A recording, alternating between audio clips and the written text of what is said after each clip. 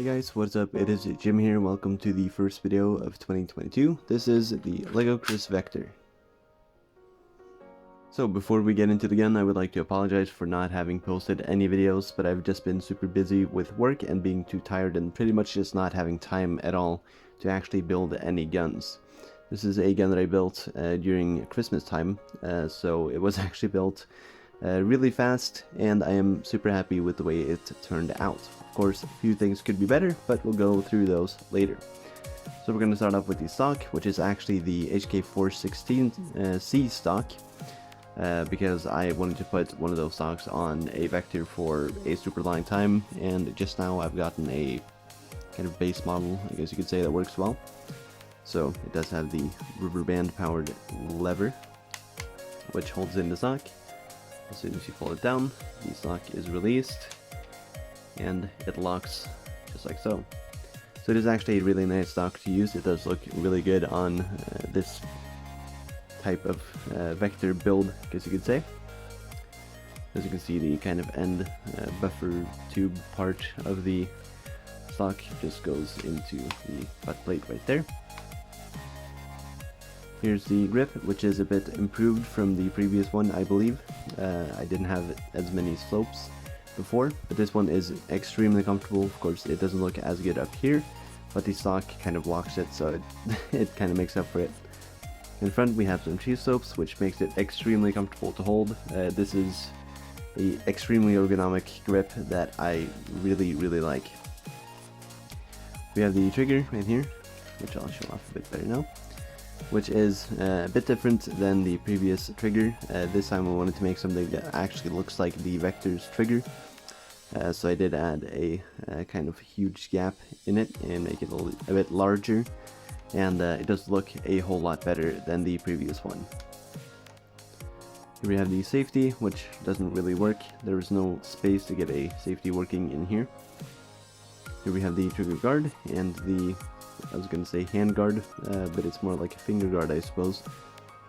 Here we have the fire sector, which is only on one side. See, on the other side we just have a screw, but we still have the markings right there.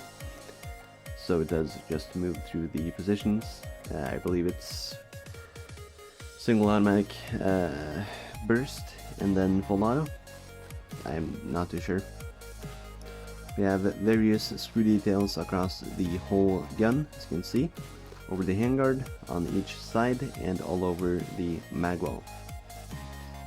So the magwell is the one thing that I would actually like to improve someday on a Chris Vector, make a working V system, for example, but it's not really something that I've gone through with because it's not something that I really do a lot. It's not really my style to do that, so I would like to get some detail though, at least get a V here, just to make it look nice, but I couldn't really find any design that worked with the parts I had, or with the parts I had, it would be extremely large, and it's not that large, so it is what it is. So it's just super flat right here. Also here I would like a indentation for where the magwell actually is, but I can really get that working at all with the way that I made this magwell. As you can see here, we have the bolt catch, which doesn't really work because the magazine blocks pretty much everything. We have the magazine release right there, which doesn't really work well, to be honest.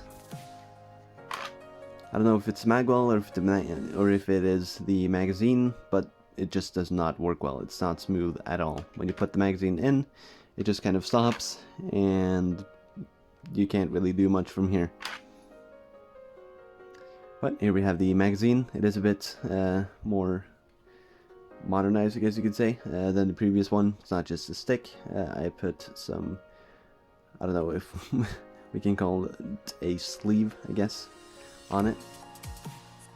So that's where it locks in, and that's where it's supposed to slope, but it doesn't really work.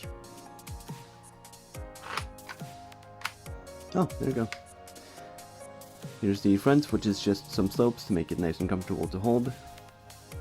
We have the rail system on the handguard, which is a bit of an extended handguard compared to the usual Chris Vector handguard, just because I wanted something that had more space and also just looked a bit cooler with the stock. So we have a rail at the bottom, on each side, and then on top. So I haven't really made any attachments for this, sadly, because I didn't have time at all. In the front we have the barrel and the little nozzle right there, and then the gas adjustment, I think it is.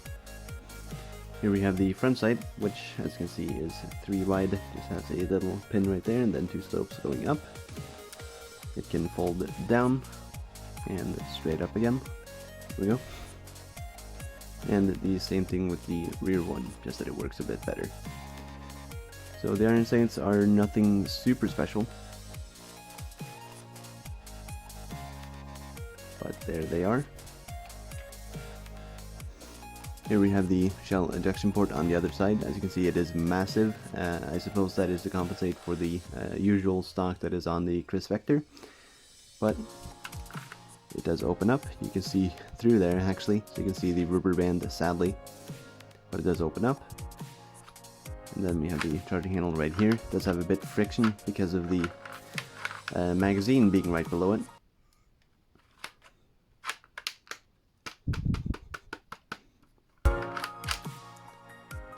So there we go. As you can see, it does have a swiveling, so when you pull it back and let it go, it will spring into position, which is very nice.